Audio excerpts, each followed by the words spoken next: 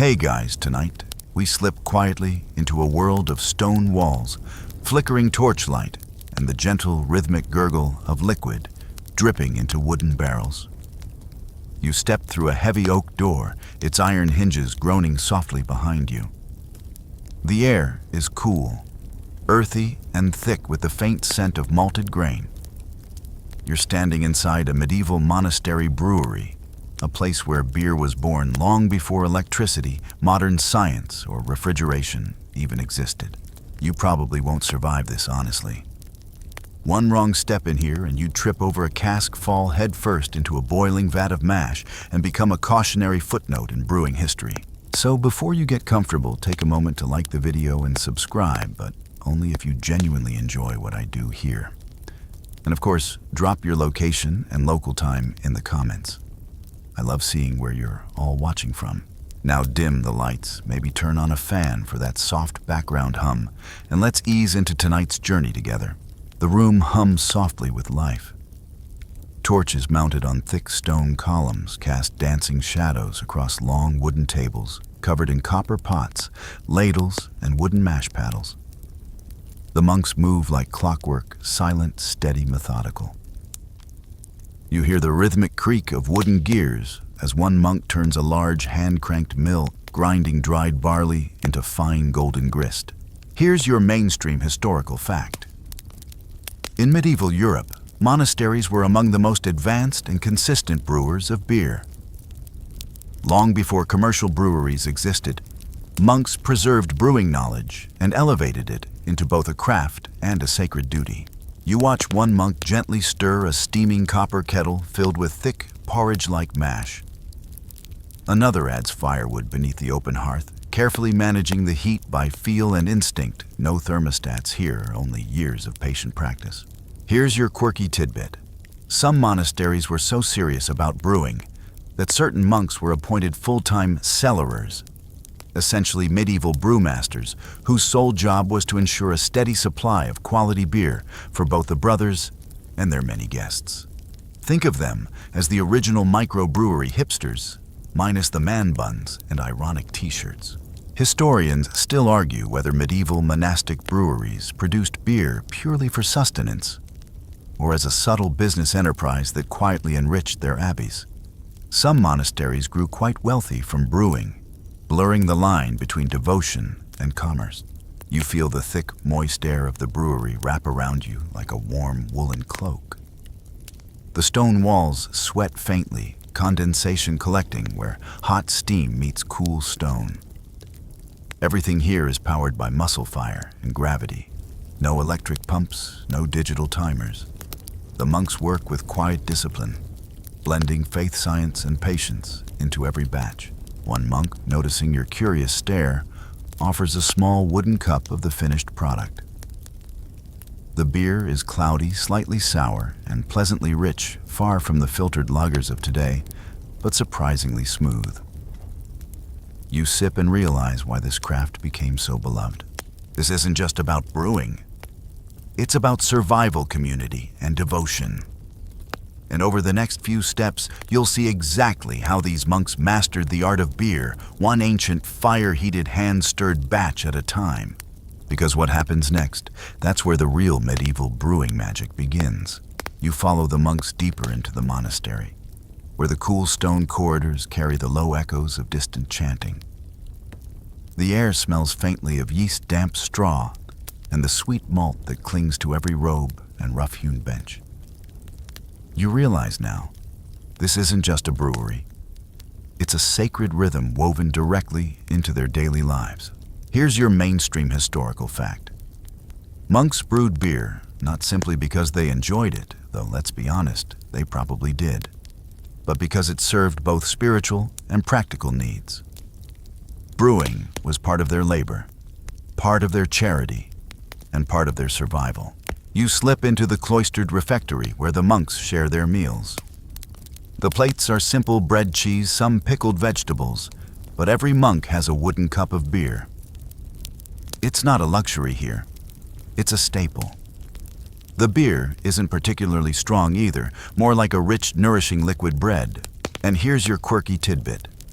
Many monastic orders brewed several strengths of beer.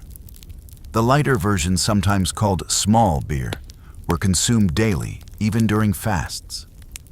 Heavier brews were reserved for feast days or for entertaining important guests like visiting bishops, nobles, or particularly thirsty pilgrims. Historians still argue whether monks brewed out of necessity due to poor water quality, or whether the health benefits of beer were simply a happy side effect. Some scholars suggest that beer provided critical calories and nutrients that helped sustain monks through their long hours of prayer work and often minimal meals. You watch as one monk carefully ladles out thick, warm mash from the brew kettle into a wooden bucket. "God provides through labor," he says softly, as though reciting a prayer more than making conversation. To these men, brewing isn't a side project. It's part of their monastic rule, the Benedictine rule. Followed by many European monasteries, emphasized balance between prayer study and manual work. Brewing fit perfectly into this rhythm. The labor of crafting beer kept the monks humble, busy, and self-sufficient. And the product, a safe, nutritious drink to nourish both body and soul. You notice the brewery is set slightly apart from the other buildings, close enough for easy access, but far enough that the smoke and smells don't disturb the scriptorium or chapel. Monks move efficiently between stations, soaking grain, stoking fires, cleaning wooden barrels. Their quiet industry feels almost meditative. Here's where it becomes beautifully practical. Beer was often safer to drink than water, which could easily become contaminated in medieval towns and villages. The boiling involved in brewing helped kill harmful pathogens long before germ theory explained why. Even the alcohol content, though low, offered some mild protection. In many places, beer became the daily hydration source for both monks and villagers alike, children included.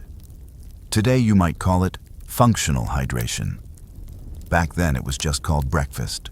As you trail behind the monks, you hear a bell ring faintly in the distance. The brothers pause, bow their heads briefly, then return to their work. Brewing didn't interrupt their prayers, it was integrated into them. A steady sacred cycle, ora et labora. Pray and work. You realize now that beer wasn't some indulgence snuck in behind monastery walls. It was survival. It was devotion. And yes, it was also very, very tasty, which, let's be honest, probably didn't hurt recruitment. But while the monks handled their grain with care, they faced their first real challenge after the harvest, turning hard kernels into something brewable. And next, you'll step directly into the medieval grain mill, where human strength stone wheels and careful timing grind barley into the heart of every batch. The morning mist clings to the monastery grounds as you follow the monks out into the barley fields. The golden grain sways gently in the breeze, glistening under a pale sun. Even here, far from the stone brewery, the process of beer making begins. Every step from field to goblet requires quiet, deliberate care. Here's your mainstream historical fact. Monastic brewing depended on self-sufficiency. Monks often grew their own barley, oats, and wheat, controlling every stage of the brewing process from seed to sip. This closed-loop system ensured purity, consistency, and most importantly, availability. You watch the monks harvest the barley by hand using curved sickles that gleam in the morning light. Their motions are rhythmic, almost hypnotic: snip, gather, bundle, repeat. The work is quiet, but not joyless.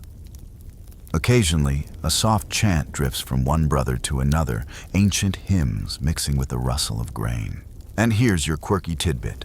Some monasteries developed special strains of barley, adapted to local climates, unknowingly engaging in early plant breeding to improve their yields. These medieval monks were accidental agricultural scientists, long before anyone called it genetics. Historians still argue whether monastic agriculture was truly advanced or simply a matter of disciplined trial and error. Some believe that centuries of careful observation gave monks a quiet mastery of farming techniques that rivaled or exceeded their secular neighbors. Once the barley is harvested and dried, it's time for the next critical step: malting. The monks soak the grains in large wooden vats, letting them sprout just enough to activate the enzymes needed for fermentation. You peer into one of these shallow vats and see tiny white shoots emerging like delicate whiskers from each kernel.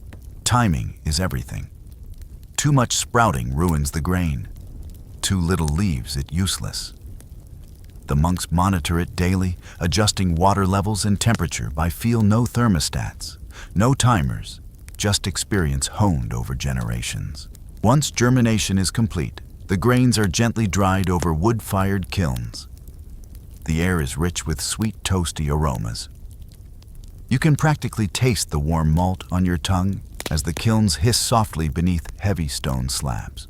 Now comes the milling, the part where raw grain transforms into grist, the foundation of every brew. You follow the monks into the mill room where an enormous stone wheel turns slowly creaking as it crushes the dried barley into coarse powder.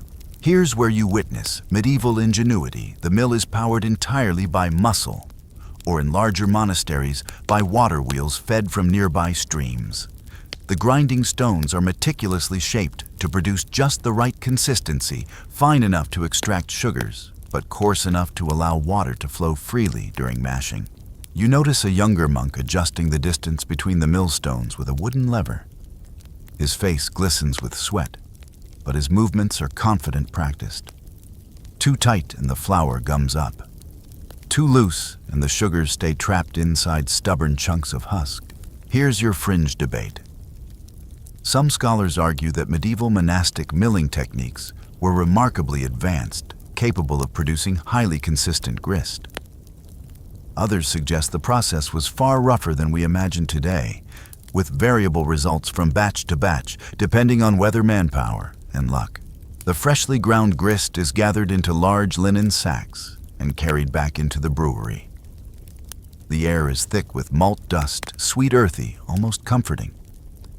You brush your fingers along the edge of one sack and feel the soft, gritty powder stick lightly to your skin.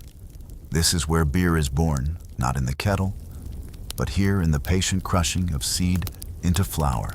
The monks work quietly, focused. Brewing, you realize, is prayer by another name, a devotion not of words, but of hands. And as the grist piles up, they prepare for the next phase, transforming this humble powder into a rich, sugary mash that will fuel both fermentation and fellowship. Because next, you'll step directly into the mash tun where hot water muscle and ancient instinct merge to pull sweetness from crushed grain, one steaming batch at a time. You step carefully into the heart of the brewing chamber now, where the air grows thick, humid, and heavy with the warm scent of grain. The mash tun stands before you, a wide wooden vat, its edges worn smooth from generations of use. This is where the true alchemy begins, where dry, lifeless grist transforms into sweet, fermentable liquid. Here's your mainstream historical fact. Medieval monks practiced mashing by heating water and crushed grain together, allowing enzymes to break down complex starches into simple sugars. This process, while not fully understood scientifically at the time, was mastered through years of trial observation and careful record-keeping. You watch as a monk pours buckets of steaming water into the tun, while another stirs the mixture with a long wooden paddle, a stirring staff nearly as tall as he is. The thick, porridge-like slurry swirls slowly under his steady hands. Steam rises in lazy curls toward the vaulted stone ceiling, carrying the rich, sweet aroma of malted barley. Here's your quirky tidbit. Some mash tuns were so large that a monk could literally walk inside them during cleaning. These oversized wooden tubs were prized possessions of wealthy monasteries, often reinforced with iron bands, like massive barrels turned on their sides. Historians still argue whether the monks fully grasped the science behind enzymatic conversion or simply followed well-honed traditions.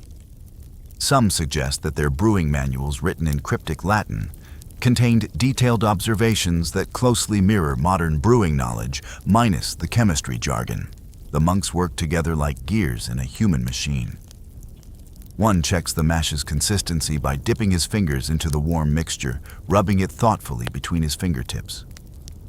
another monitors the fire beneath a nearby copper kettle, ensuring the strike water, the heated water added during mashing, stays within an ideal temperature range. No thermometers exist here. Instead, they rely on instinct touch and passed down wisdom. If it feels like blood warm, it's close. If the paddle grows harder to stir, they add more water. If steam rises too thickly, the fire is dampened. Brewing in this world is equal parts science, art, and faith. The mash rests for hours, allowing enzymes to quietly unlock the grain's hidden sweetness. The monks move about their duties in hushed reverence, occasionally whispering prayers as they work. You realize that every part of this process reflects their monastic rule, patience, discipline, and devotion, woven into every stir of the paddle. You hear one monk chuckle softly, patting the tun's side. "The Lord gives us bread for the mouth and drink for the spirit," he says, eyes twinkling behind his cowl. Both begin with grain. As the mash settles, you notice how the mixture thickens into a rich golden soup. The starches have given way to sugars, and the sweet liquid now called wort is ready to be separated from the spent grain husks. Here's your fringe debate. Some modern historians argue that medieval mash efficiency, how much sugar monks could extract, was remarkably high given their tools. Others believe many batches varied widely with success, depending heavily on the skill and experience of individual brewers. The monks begin carefully transferring the mash into a straining vessel, preparing to separate the clear, sugary wort from the heavy grain. Wooden buckets slosh as they pour, careful not to disturb the settled grain bed that acts as a natural filter. And you realize, without electric pumps, motors, or gauges, these men have created a brewing system that works like clockwork, guided by nothing more than trained hands, muscle, and memory. But pulling the sweet liquid free is only part of the challenge. Next comes the delicate task of straining, clarifying, and collecting every precious drop of wort, a process entirely dependent on gravity cloth and care. And that's exactly where you're heading next. The monks shift seamlessly into their next task, like parts of a well-oiled or well-prayed machine. You follow them into a slightly cooler chamber, where the thick, sweet mash will give up its golden treasure. This is where grain becomes liquid, where beer begins its real transformation. Here's your mainstream historical fact. After mashing, medieval brewers strained the wort from the spent grain using simple but effective filtration techniques, long before anyone had heard of stainless steel filters or mechanical pumps. Everything relied on gravity cloth wood and patient repetition. You watch as one monk lifts a heavy wooden bucket filled with steaming mash and carefully pours it into a large, open wooden vat lined with tightly woven cloth. The fabric sags under the weight, but holds, letting the clear wort seep through while trapping the grain husks above. The liquid that emerges is warm, clear, and golden, pooling into a waiting barrel below. Here's your quirky tidbit. Some monasteries even developed woven baskets or hollowed wooden troughs lined with straw to help separate wort from grain. The straw acted as a primitive filtration bed, preventing clogging while allowing the sweet liquid to drain. Occasionally, enterprising monks would flavor their brews by selecting aromatic straw, an accidental hint of early craft experimentation. Historians still argue whether these filtration systems were standardized or improvised, depending on region, monastery wealth, and available materials. Some abbeys likely had more sophisticated methods. Others made do with whatever could be built from nearby forests and fields. You crouch beside one monk, carefully adjusting the cloth lining. His fingers move with surprising grace, adjusting folds to avoid overflow while keeping the grain bed level. "Let gravity do God's work," he murmurs, half prayer, half brewing philosophy. As the clear wort drains into barrels below, another monk returns the leftover grain, now called spent grain, to waiting ox carts. This nutritious byproduct won't go to waste. It will feed monastery livestock, completing the cycle of sustenance. Even here, nothing is wasted. You marvel at how efficiently this all works. No pumps, no filters, no electricity, just cloth, wood, and disciplined repetition.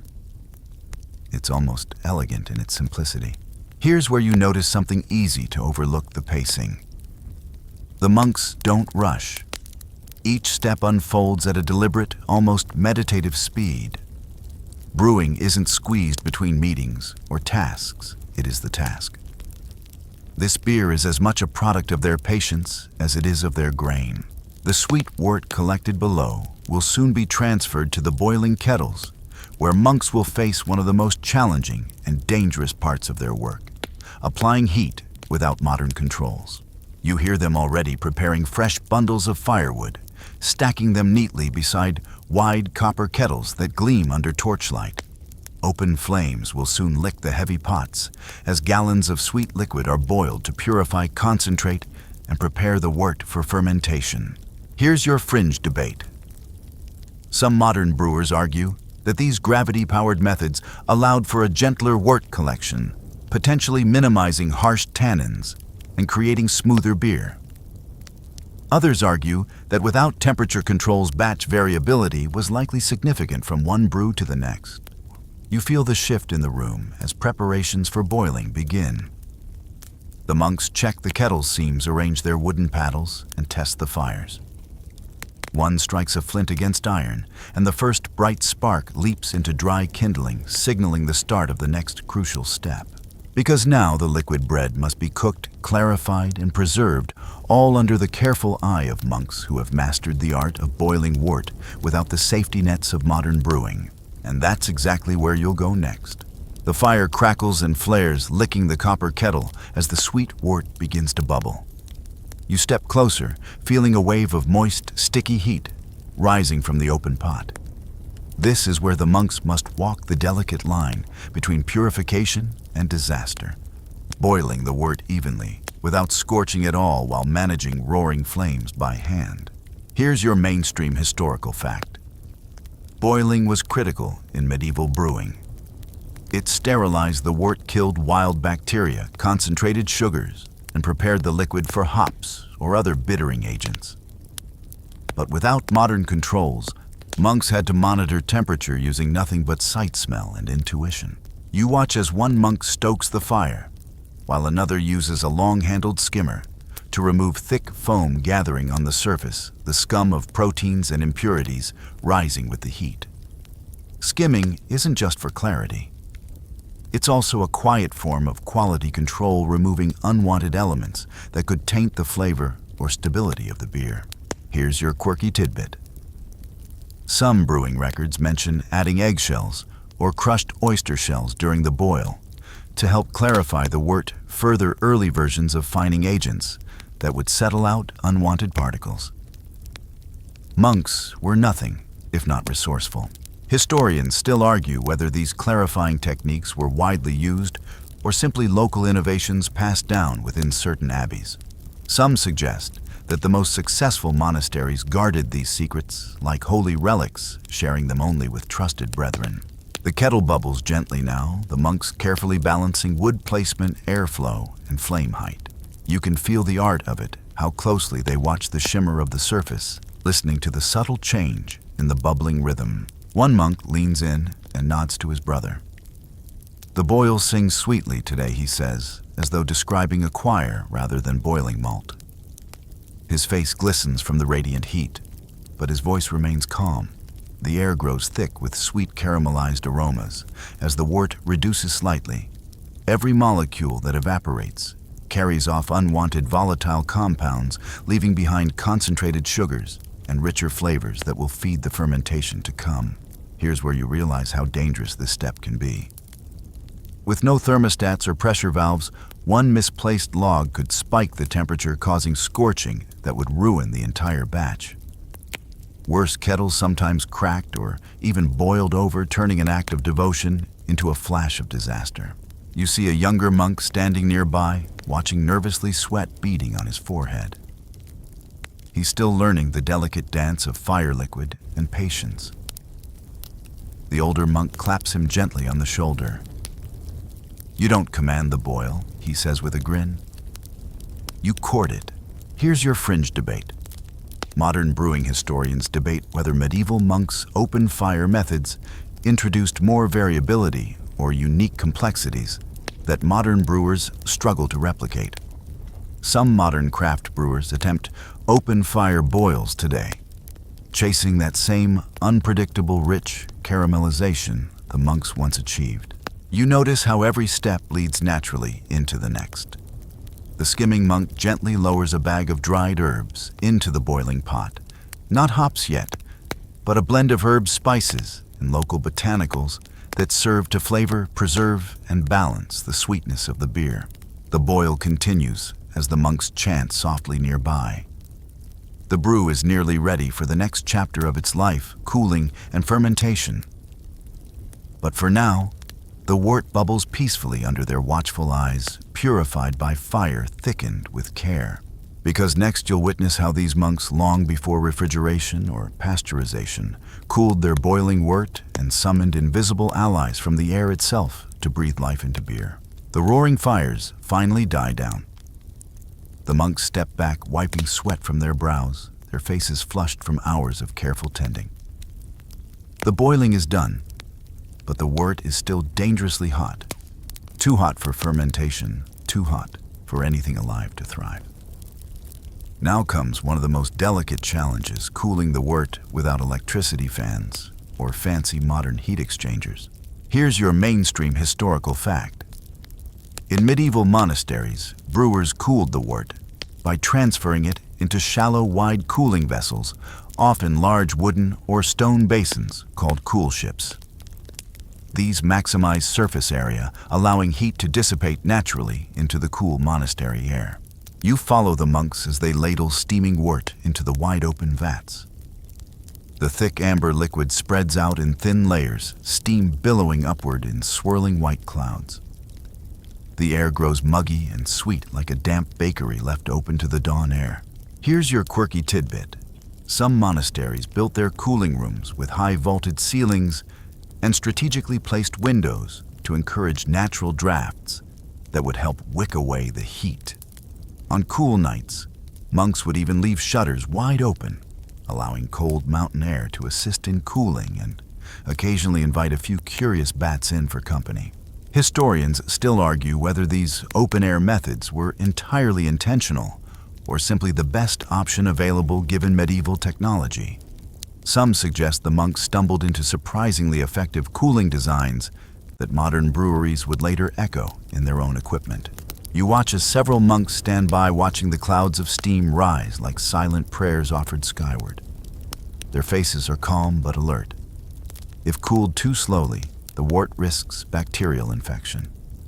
Too fast, and they risk shocking the mixture, changing its flavor and stability. One elder monk traces his hand through the rising steam, gauging the temperature by feel. "Patience," he whispers. "Let the night carry its weight."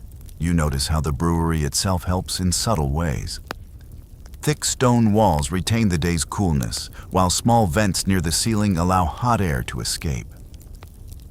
The very architecture seems designed to serve this precise purpose, a collaboration between medieval engineering and monastic devotion. Here's where things take a fascinating turn. Because once the wort cools sufficiently, the monks don't pitch laboratory-cultured yeast as modern brewers do. They open the vats to the air and wait. The yeast comes to them. You hear the first whispers of spontaneous fermentation, wild yeast, drifting through the cool, damp monastery air, settling softly into the open wort. These invisible microscopic partners begin their silent work, feeding on sugars, exhaling carbon dioxide, and most importantly, producing alcohol. Here's your fringe debate. Some modern fermentation scientists argue that certain monasteries through generations of brewing cultivated unique house strains of yeast without realizing it. The brewery itself, its wood, its stone, even its dust may have quietly hosted stable colonies of yeast specific to each monastery's environment. The monks know by instinct how long to wait. The mixture bubbles gently now, a soft, fizzing sound like rain tapping on leaves. Fermentation has begun. The sweet wort transforms slowly into beer alive, with unseen motion. The monks continue their prayers, their work folding seamlessly into their daily schedule of chants, labor, and reflection. Brewing isn't just a job here, it's part of their monastic rhythm. The bubbling wort is as much a part of their spiritual discipline as any hymn or psalm. You stand quietly in the dim glow of lantern light, listening to the steady breath of the fermenting beer. In this world, without electricity, without automation, life's most miraculous transformations happen slowly, quietly, and almost invisibly. But fermentation is only one stage of the monk's careful craft. Next, you'll follow them into the cool, shadowed cellars, where this living beer will mature mellow and grow into the nourishing drink that sustained their days. The bubbling slows, the surface calms. And after days of patient fermentation, the monks move their brew into the next sanctuary of the process, the cool, silent cellars. You follow them down a narrow stone stairway, the air growing steadily colder, the scent shifting from warm malt to damp earth and aged wood. Here's your mainstream historical fact. Medieval monks lacked modern refrigeration, but they used deep stone cellars naturally cool year-round to store and condition their beer. This steady temperature slowed fermentation and helped stabilize the beer for drinking and storage. You step into the cellar and feel the moisture on your skin almost instantly. The walls drip with condensation, and your breath puffs into pale clouds. The monks' robes whisper against the stone as they carefully roll large wooden casks into position. Here's your quirky tidbit. Some monasteries, depending on geography, even tunneled into hillsides or used old quarries to create cooler storage. In certain regions, ice harvested from winter ponds was packed into underground chambers to extend cooling during warmer months, an early natural version of refrigeration. Historians still argue whether these cellars were purely functional or whether the monks understood their effect on the flavor and stability of the beer. Some believe monks recognized that beers stored in cooler, darker spaces developed smoother, cleaner profiles, a primitive forerunner to modern lagering. You watch as they transfer the young beer into barrels using simple wooden funnels and siphons, careful not to disturb the sediment gathered at the bottom of the fermenting vats. The beer moves slowly, gently, like liquid amber poured through narrow channels of history. The barrels themselves are small marvels. Crafted by the monastery's coopers, each wooden cask is bound tightly with iron hoops sealed with beeswax or pitch to prevent leaks. The monks inspect each one meticulously, tapping for hollow sounds, checking seams and reapplying sealant where needed. You hear one monk murmur, "The barrel is as holy as the brew." And in this place, it's true, each vessel carries not just beer, but the labor, prayer, and patience of the brotherhood. Here's where you realize something subtle but profound. That these monks are creating not just beer, but stability.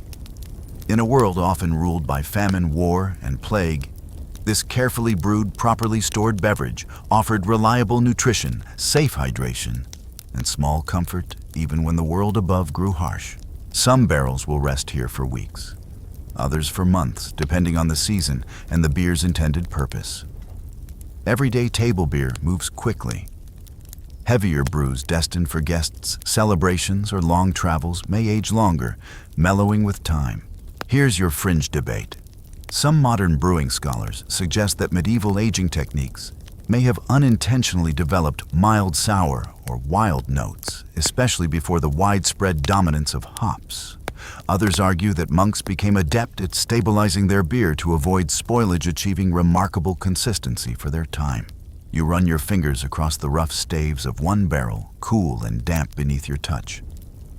Inside, yeast continues its final quiet work, polishing flavors, converting residual sugars, building complexity. The beer breathed gently through tiny gaps in the wood, alive, changing even now. And above all, the monks wait. Brewing for them is a lesson in patience, humility, and trust, a physical mirror of their monastic life.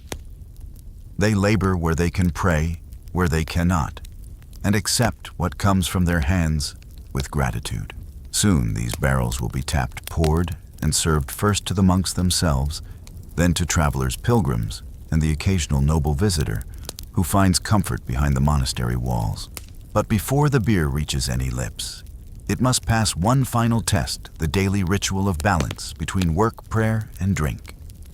Because next you'll rise with the monks into the steady heartbeat of their daily life, where brewing is simply one note in a much larger, sacred symphony.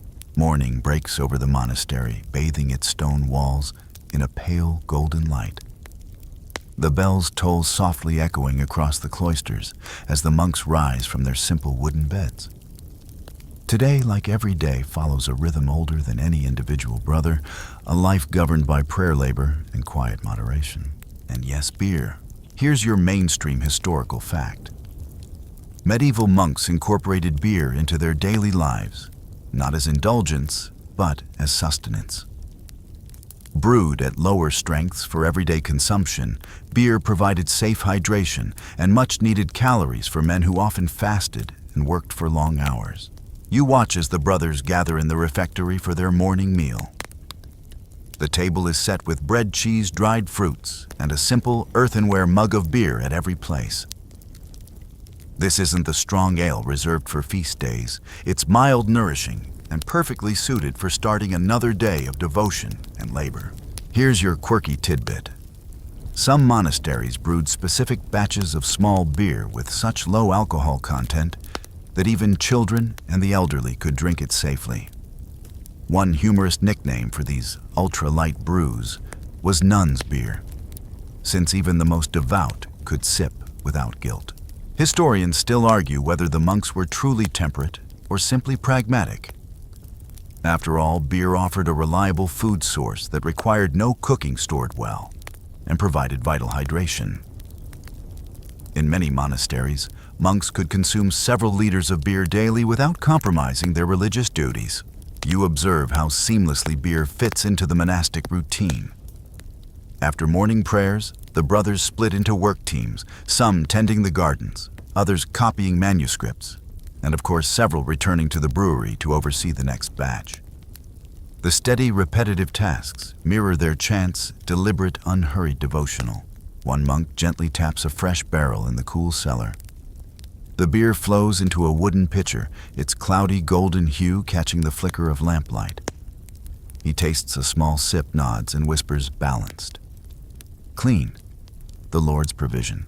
The monks view brewing not as a craft or indulgence, but as another humble service like baking bread or tending sheep. Brewing provides for the community, sustains the brothers, and welcomes the weary traveler. It's not a vice here, it's an extension of their vow to care for body and soul alike. Here's where you see the beauty in their balance. While their lives are strict, they are not harsh. Their beer embodies the same principle, simple, modest, satisfying. In a world where water could sicken and food could spoil, beer stood as a daily mercy. As afternoon prayers approach you, follow the monks back into the chapel. Their voices rise in song as the sun climbs toward its peak. The work of brewing pauses, but never truly stops. Yeast continues its quiet labor in the cellars, while the monks turn to spiritual tasks above. Here's your fringe debate. Some scholars argue that monastic beer helped sustain literacy, science, and stability during Europe's most unstable centuries. Others suggest monasteries used beer as a clever tool of diplomacy, welcoming nobles and travelers with hospitality that blended charity and subtle influence. You stand now at the threshold of their daily rhythm, a delicate dance between earthly craft and heavenly devotion. Every prayer, every sip, every barrel reflects that balance. The monks brew not for profit or fame, but because brewing is part of their sacred duty. And while the monks themselves are content with their quiet cycle beyond the abbey walls, pilgrims and travelers are discovering something else entirely, that monastic beer is not just nourishing, it's delicious. And very soon, you'll walk among the strangers, guests, and wanderers who arrive at the monastery gates, seeking both shelter and a sip of the monks' carefully crafted brew. The monastery gates creak open as travelers shuffle through their cloaks, damp with morning mist. You follow them into the courtyard, where the quiet order of monastic life extends its hospitality beyond prayer and brewing. For these visitors, pilgrims, merchants, even minor nobility, The monastery is not just a sanctuary for the soul, but for the body. And beer plays a central role in that welcome. Here's your mainstream historical fact.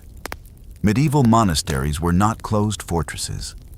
Many functioned as way stations for travelers offering shelter food and beer to guests in need. Monastic hospitality was part of Christian charity, and beer often greeted visitors before any sermon or psalm. You watch as a group of weary pilgrims settles on wooden benches in the monastery's guest hall. Their journey toward a distant shrine has been long, their faces flushed from wind and fatigue.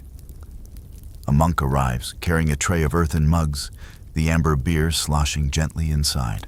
Here's your quirky tidbit. Some monasteries became so well known for their beer that pilgrims deliberately scheduled their routes to include overnight stays, not just for prayer or rest, but for the famous Brothers Brew. Word of a particularly smooth or hearty beer could spread far and wide across medieval Europe. Historians still argue whether this brewing fame was an unintended byproduct of hospitality or a deliberate way for monasteries to secure influence and resources. After all, a monastery well stocked with satisfied travelers often received generous donations from grateful nobility. You sit quietly nearby as a merchant toasts, with a minor noble praising the monk's beer as smoother than any tavern brew.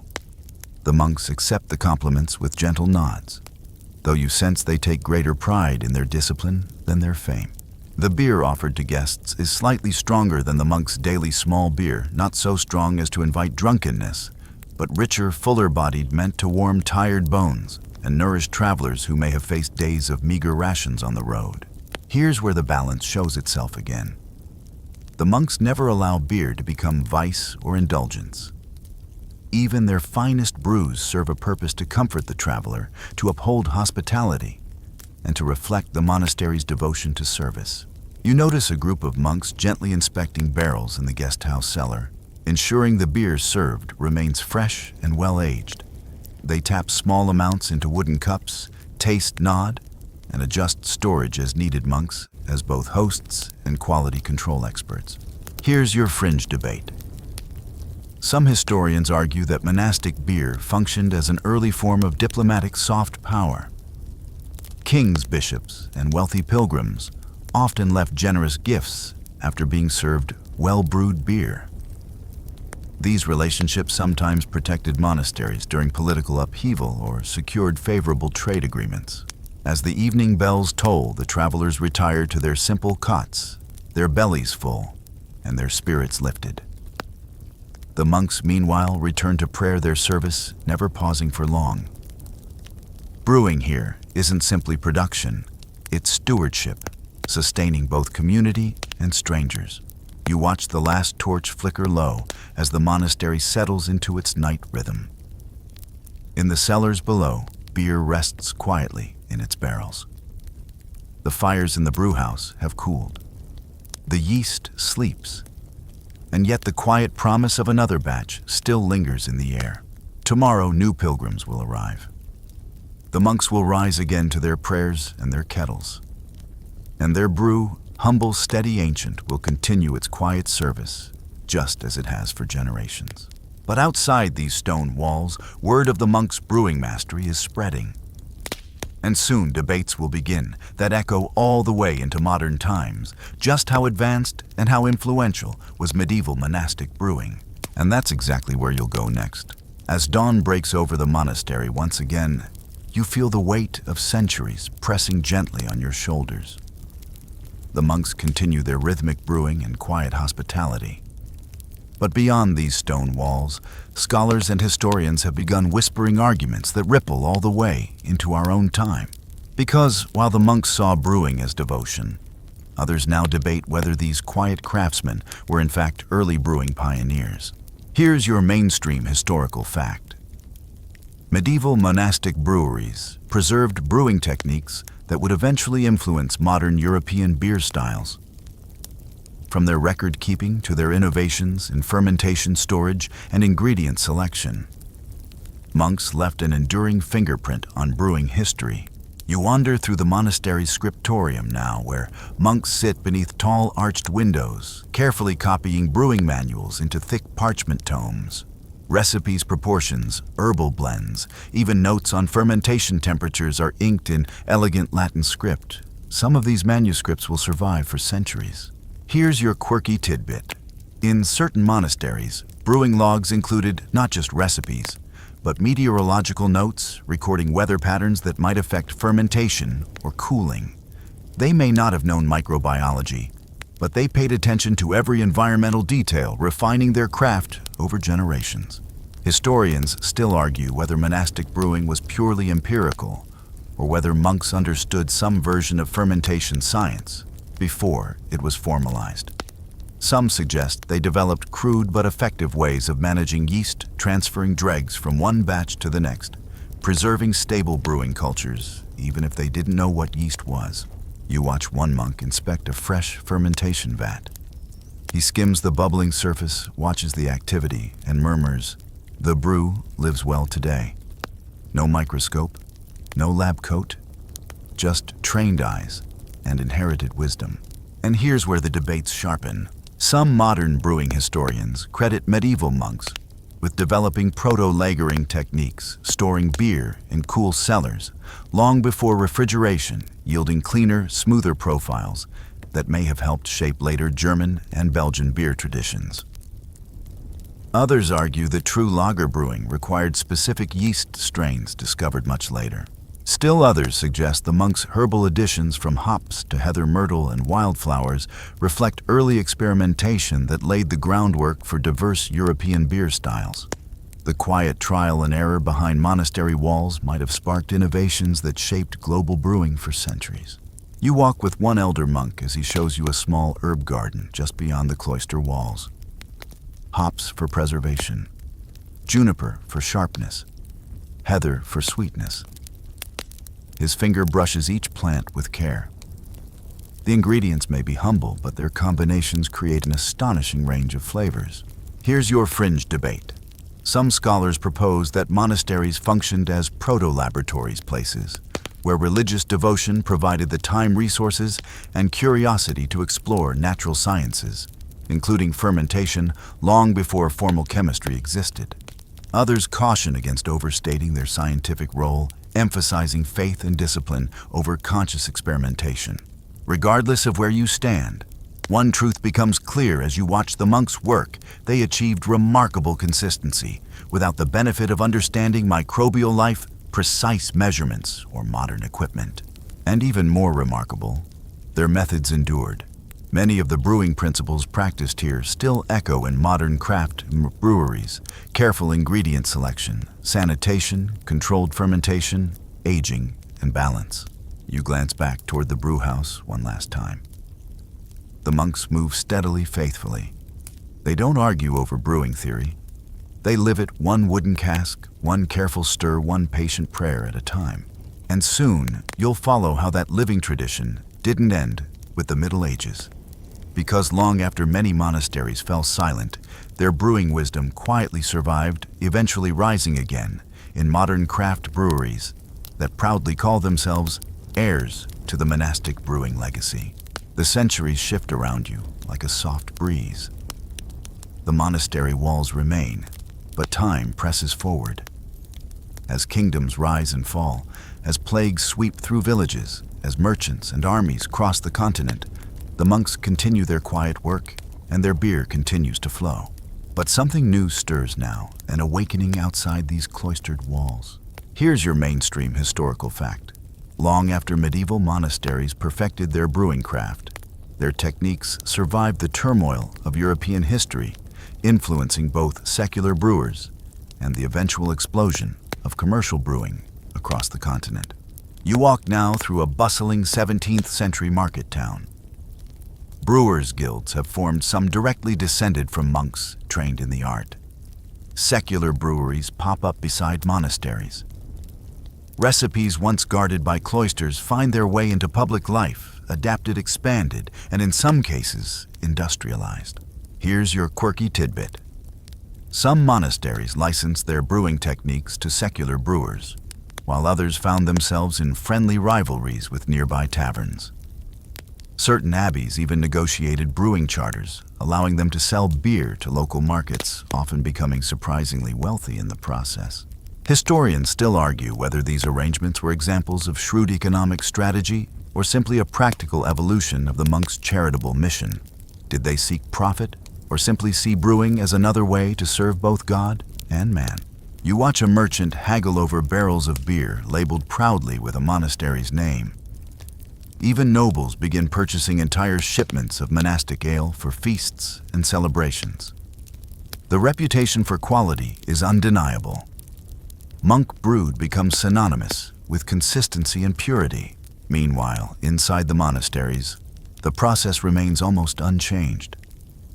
Wooden mash paddles stir steaming tons. Barrels roll into cool cellars. Prayers rise as yeast bubbles quietly in the shadows. The outside world accelerates, but behind monastery walls, brewing remains slow, deliberate, sacred. You meet a young monk nervously watching an elder as he judges a fresh batch, balanced, slightly dry. Good for travelers, the elder nods. Will we sell this batch, Father? No. This one is for the brothers. The next will serve the pilgrims. Even as their beer reaches further into the secular world, the monks maintain their ancient balanced prayer work and quiet service. Here's your fringe debate. Some modern craft brewers argue that the monastic tradition represents the purest expression of brewing, focused not on profit, but on care, balance, and longevity. Others caution against romanticizing the past, noting that not all medieval beers were pleasant, nor all monasteries entirely noble in their dealings. Regardless, one truth holds firm: these monks preserved brewing through Europe's most unstable centuries. They created systems of consistency long before thermometers or scientific sanitation. Their records, practices, and recipes formed an unbroken chain connecting ancient brewing to modern science. As you stroll past stacks of aging barrels, you sense the deep continuity. A monk's prayer whispered in the 9th century echoes in the careful hand of a brewer today, balancing mash pH or yeast pitch rates. Different tools, same reverence. And very soon, you'll step forward once more into the Industrial Revolution, where steam steel and science threaten to bury monastic brewing forever, only for it to rise again, stronger than ever, in our modern craft beer renaissance. The world outside grows louder now. Steam whistles, iron machines, and billowing smokestacks fill the landscape. You leave behind the quiet hum of monastic cellars and step directly into the Industrial Revolution, where everything, including brewing, undergoes transformation. Here's your mainstream historical fact. The 18th and 19th centuries revolutionized brewing through the introduction of steam-powered machinery, precise thermometers, and pasteurization. Massive commercial breweries emerged, producing beer on scales the monks never imagined. You walk through a vast factory watching giant iron mash tuns spin, towering copper kettles hiss, and mechanized bottling lines clatter with rhythmic speed. Efficiency rules here. The patient stirring of monks has been replaced by roaring furnaces and spinning gears. Here's your quirky tidbit. Some industrial breweries even employed beer engines, mechanical pumps, to move beer through pipes, replacing the laborious work of hauling barrels and buckets. One enterprising engineer bragged that his machine could brew as much in a day as a monk could in a month. Humble, wasn't he? Historians still argue whether industrial brewing improved beer quality or sacrificed craftsmanship for profit. Some celebrate the consistency and affordability it brought. Others mourn the loss of diversity, nuance, and personal touch once central to monastic brewing. You pass stacks of bottles labeled for export. Beer is no longer local or seasonal. It travels across countries and oceans, standardized, pasteurized, and mass-produced. The romance of small batch brewing seems drowned beneath rivers of industrial lager. And yet, within this roaring modernity, a few monasteries persist. Trappist monks in Belgium, for instance, quietly refuse the path of mass production, holding fast to their ancient methods while the world accelerates around them. You find yourself inside one of these surviving abbeys. The same wooden mash paddles the same stone cellars, the same whispered prayers. Modern tools may assist here and there, a thermometer, a sanitation rinse. But the heart of the process remains unchanged. One monk offers you a taste of their brew. It's richer, deeper, and more complex than any mass-market beer you've encountered. We brew not for speed, he says gently, but for balance. Here's your fringe debate. Some argue that the modern craft beer movement owes its very existence to these stubborn monks who resisted industrial uniformity. By preserving alternative brewing traditions, monasteries kept alive yeast strains, recipes, and philosophies that modern brewers would later rediscover and celebrate. As craft beer explodes in the 21st century, many breweries proudly model themselves after these monastic traditions: small batches, patient fermentation, complex flavors. The monk's quiet wisdom echoes now in breweries from Portland to Tokyo. You visit one such modern craft brewery. The brewer gestures proudly to his oak barrels. Open fermentation barrel aging, natural carbonation, all things the monks figured out centuries ago. He smiles. We're just catching up. The industrial age may have nearly drowned monastic brewing, but it never truly died.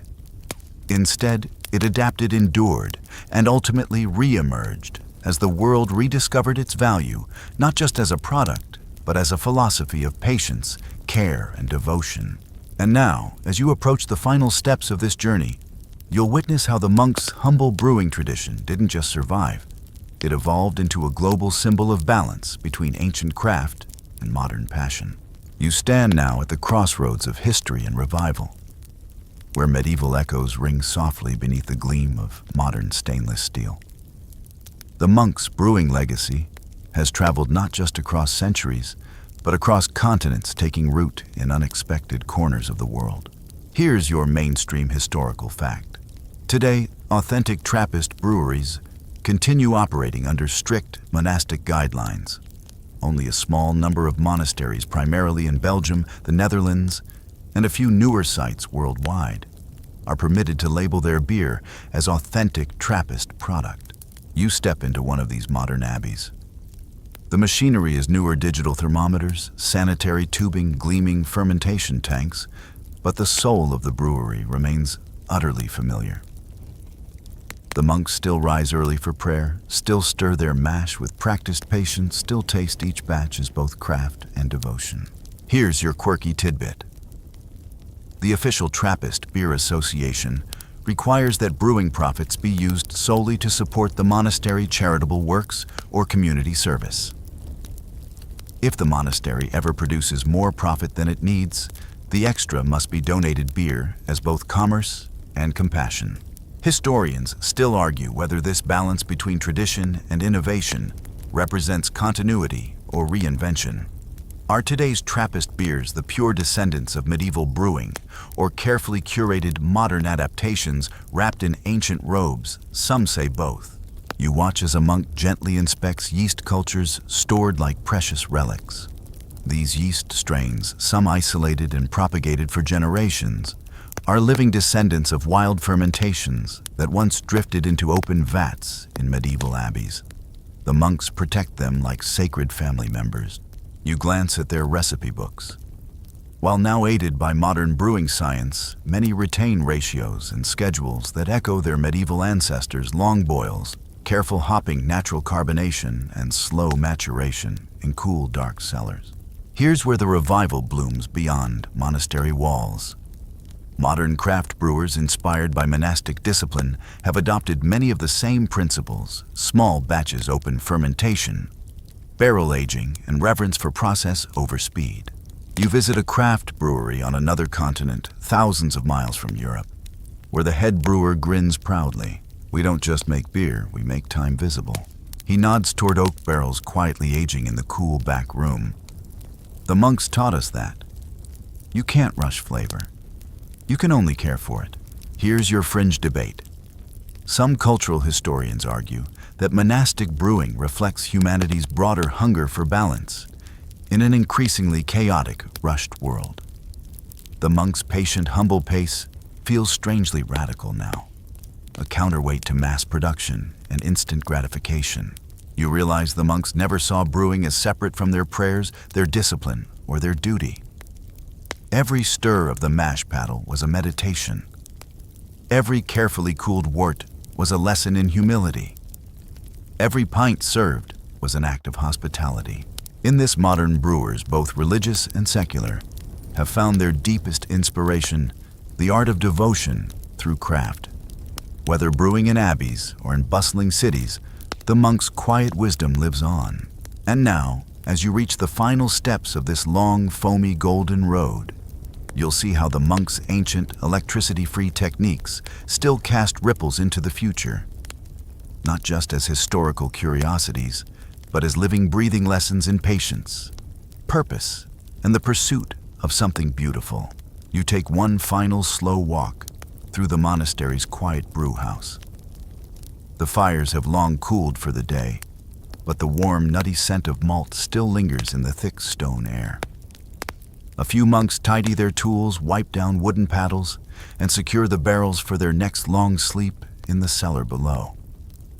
The same careful hands, the same whispered prayers, the same rhythm that has pulsed here for centuries.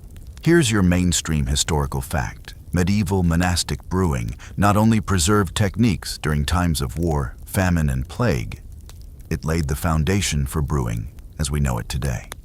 Without the quiet patience of these monks, much of brewing's early knowledge may have simply vanished. You hear the soft toll of the monastery bell outside. Another prayer hour begins.